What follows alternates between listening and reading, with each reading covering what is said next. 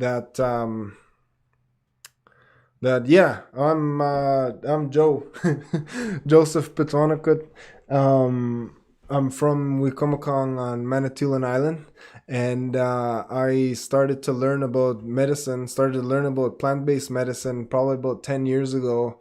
When I met my wife, me and my wife spent a lot of time with my grandma, and we would be visiting with my grandma, and one of my favorite ideas is how my grandma grew up without access to a hospital. And so when me and my wife would visit with her, that was one of our favorite things to be able to spend time with her and talk to her about, is about how can she possibly live and raise her family, or her mom, my great grandma, raise her family without access to a hospital. They did that all using plants, and that was one of the craziest ideas. And so me and my wife spent so much time with her learning about that, and she always has really really crazy stories. Their role in our community was midwives. They would go out and help women with having getting ready for pregnancy, and then also with the delivery. And yeah, they got all kinds of real crazy stories about that. Um, so yeah, everything is still all good. Okay, yeah. So um,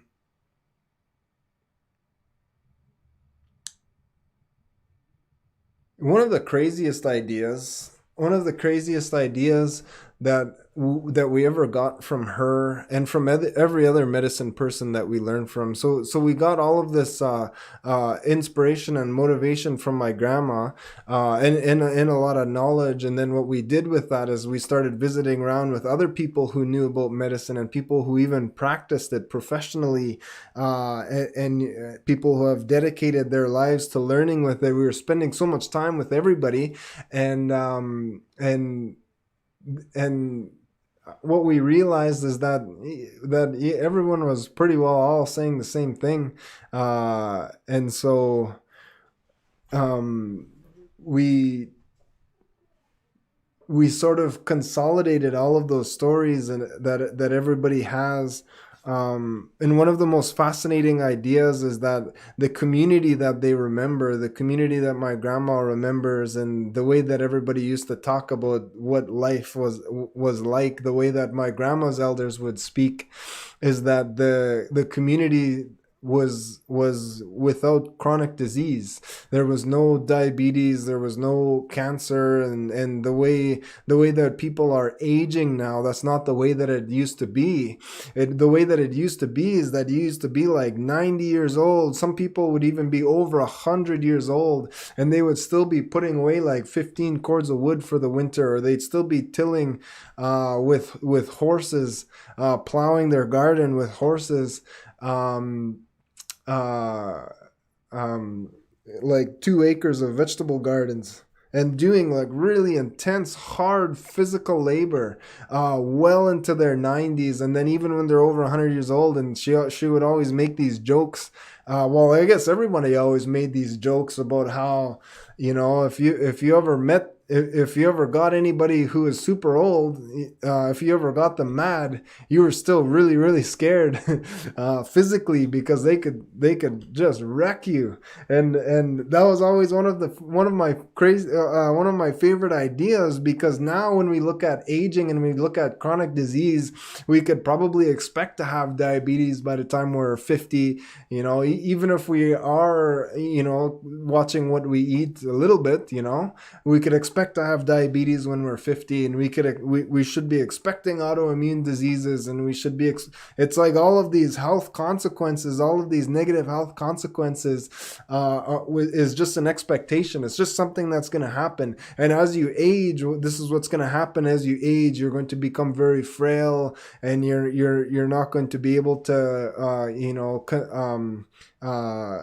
we look at muscle atrophy, and you're not going to be able to conduct the same amount of work as you normally would be able to. And so we always had a lot of fun playing around with these ideas that there's a there's quite a few people in our community who are really old, but they're still moose hunting. They still have a giant garden, and so what are they doing that's different? And for a lot of these cases and for a lot of these situations, one of the differences was that they were constantly always engaging in medicine. They were always using plants. They had a tea cupboard that looks like this, all kinds of different plants that they were having on a regular basis. And so we thought, well, there's something really special about this. There's something worth pursuing here.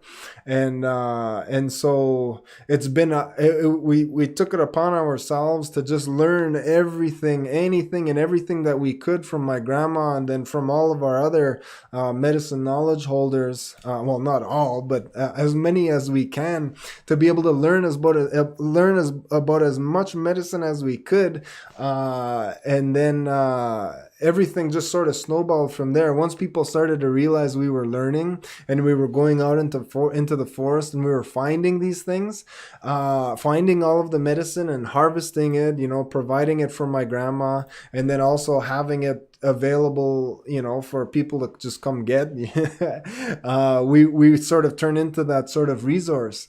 And then what happened was we started to experience, people would tell us, they would come to us for kidney medicine, and I would have a plant that my grandma calls kidney medicine, and I would just say, well, there it is. And then they would come back to us and say, yeah, well, I had that kidney stone and it came out. I passed it and it didn't hurt at all. And so we were like, whoa, what do you mean? And then, some other people would be able to come and say that, they have really bad diabetic neuropathy, no feeling in their feet, like Mr. Deeds.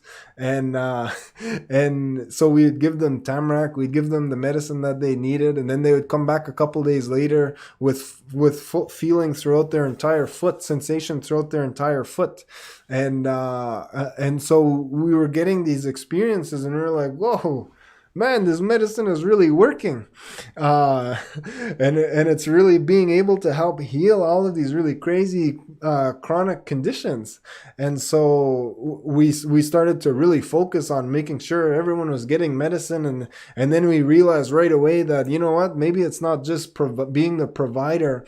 How about if we worked with the Heritage Organization, and we worked with social services to be able to provide teachings to community members to teach people how to make medicine. And once we started doing that in our community, we like for our arthritis medicine, one of my favorite medicines to make with students at Fleming, the arthritis medicine, we taught like 26 people in our community how to make it. And so they all went home to their families and made their own medicine. And then provided it to all of their family members. And that medicine really quickly spread throughout our community, to the point where we could see in our community statistically that arthritis is being controlled. And so then, once we started teaching, then we started to be called to all different communities all over Ontario, and then into the States even a little bit. And so we were going into all of these communities and teaching about medicine, but also providing it as well. And so then this is sort of how our business started. And 3 years ago we moved to Peterborough, and so we've been here for 3 or 4 years. This summer we'll be here for 4 years. And by proximity, I tend to do a lot of work at Fleming, and then that turned into like a really good, I think that I have a really good relationship with Fleming and the students that are there. And so now things are a little bit more unusual, but I think that this is going to be a way that we're going to be able to provide some of the same type of programming that I would normally be there to provide. So So yeah, one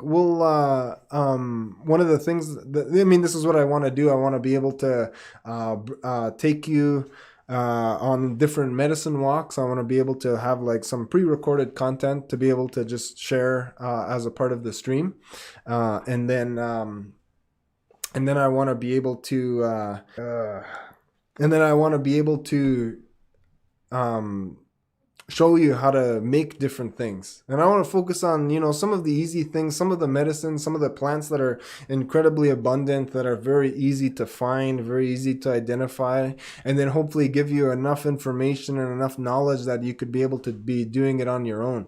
And so that'll be really fun. I think that coming and hanging out every Friday for an hour or so is gonna prove to be a pretty fun little adventure.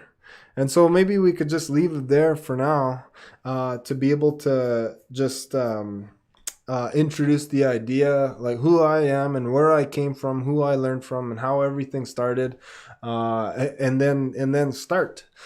So each week we'll focus on a different medicine, we'll focus on a different disease, we'll focus on a different body part, a different sort of ailment or something, and then the medicine that's here to be able to fix that, to be able to get closer to what my grandmother remembers, the lives that we're capable of living, that this land is able to provide for us, which is a life without chronic disease, a life where when we could look at aging and not have to worry about frailty, and to not be, the way that I was anyway, just, living my life expecting certain diseases to begin to arise just at a certain number, at a certain chronological age that I achieved. And so I want to help be there to help you prevent that as well, and to give you some of the tools that you need to be able to live the life that this land is capable to provide for you. One of my favorite ideas that I'm going to be stressing all the time, that I'm going to be stressing every single week, is that in our language, in Anishinaabe, we have I asked my grandma one time, we were living in Rabbit Island. We were just starting out, just fresh, and me and my wife, we get into all kinds of real cool discussions, really cool conversations.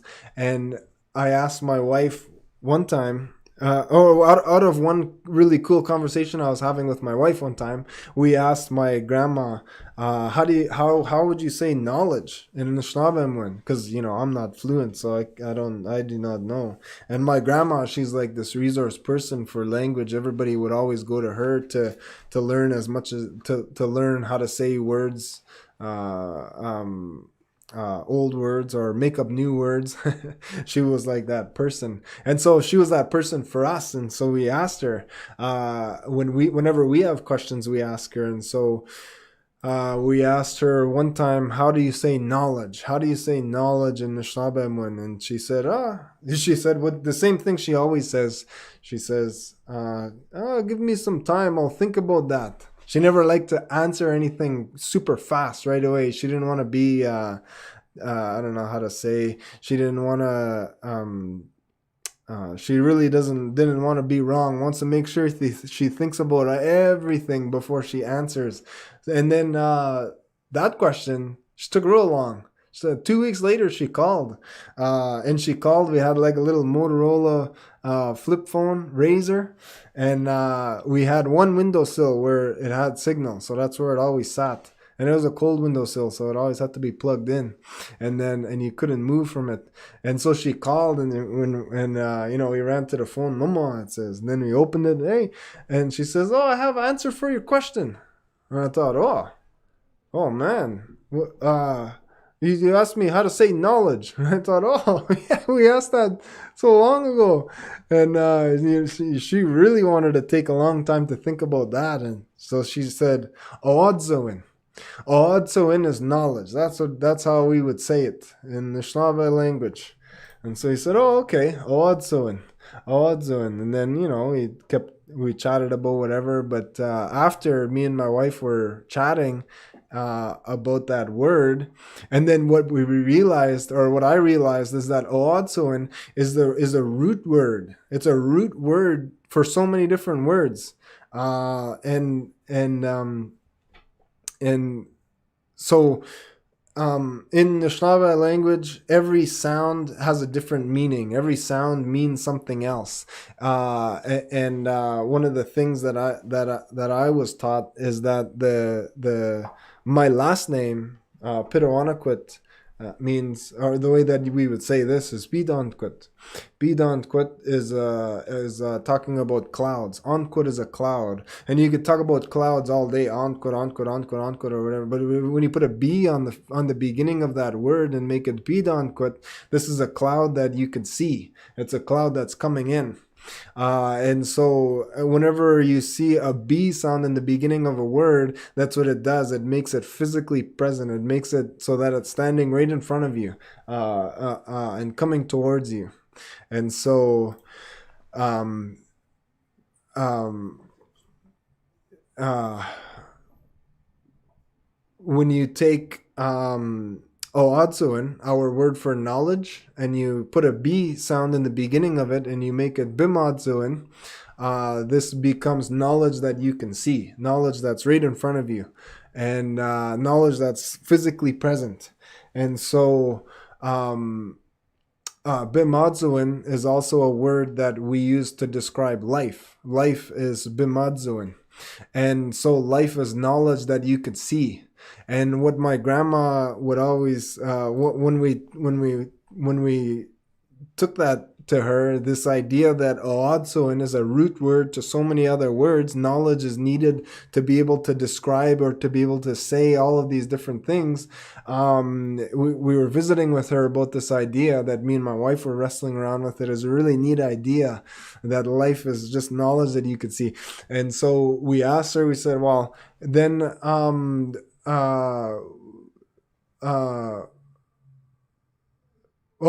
just asked her, well, what do you think about that then? Then if it's knowledge that you could see.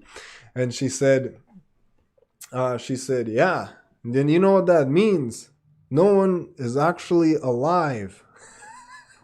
And me and my wife freaked out when she said that. We were like, what? What do you mean no one is alive? And she said, no one knows what it takes to be able to live in this world anymore. And so we shouldn't be able to call ourselves alive in our language because we don't have the knowledge of what it takes to be able to live there. And so we play this exercise with people all over the place, giving them sort of trying to understand really what that means. And the way that I like to describe it is if you just take a second, take a minute, couple minutes, whatever, however long it takes you, but think about all of the things that you've engaged with today or in the last couple of days that have sustained your life or that have given you the ability to live. And generally when we do this exercise in communities or with people all over, what happens is we think about we think all of the things that kept us alive. Oh, well, okay, so water, we'll think water, and we get water from bottles or we get water from the tap. But then when we think of where we get our food, the food that keeps us alive, we get that from No Frills or from Sobeys. But then, if we get sick or injured, we go to the hospital and then we go to Shoppers Drug Mart. And then the way that our mode of transportation is, we drive inside of vehicles. Our vehicles are on top of the road, and every time we walk somewhere, we walk on the sidewalk, and it's like everything that we do, everything that keeps us alive, is on top of Ontario. It's just floating on top of Ontario, and from Shoppers to No Frills to the vehicles that we drive on, and the sidewalks that we walk on. Everything is just floating on top of Ontario. And the reason why we're up here is because we don't have the knowledge that we need to be able to live the life that Ontario is here to be able to provide. And you remember my grandma, when my grandma was growing up, they had that knowledge, and they were much closer to Ontario than we are here now. And so the lives that they were living, having that knowledge and being that close to the land, being that close to Ontario, they were able to be that much closer to living the life that this land is able to provide, which is a life without chronic disease, a life without where you age well, and so. If we want to be able to achieve that life, it's knowledge is the only thing that's going to take us there, and then living that knowledge. And so that's one of the things that I want to be able to provide through all of these different sessions. Every Friday at 1 o'clock, we're going to come hang out, and we're going to be able to talk about different Mshkikiads and different medicine knowledge, different knowledges that you need to be able to live the life that you're able to provide, that this land is able to provide you. And so yeah, I'm pretty excited for that. Each week we'll focus on a different knowledge. Each week we'll focus on a different disease or a different medicine and what they're here for. And yeah, we should have a lot of fun. So I hope that makes sense. And I think the way that this works is if I end the stream, this should be posted. And then you'll be able to check her out. So that's what it'll look like. And I'm really excited to hang out with you guys and cover all of these different ideas and give you some tools that you need to be able to go back to the land, to be able to go back to Ontario and live that life. So cool beans. 2 o'clock. I'm gonna head out. And we'll see you every Friday at 1. For sure, 1 next time.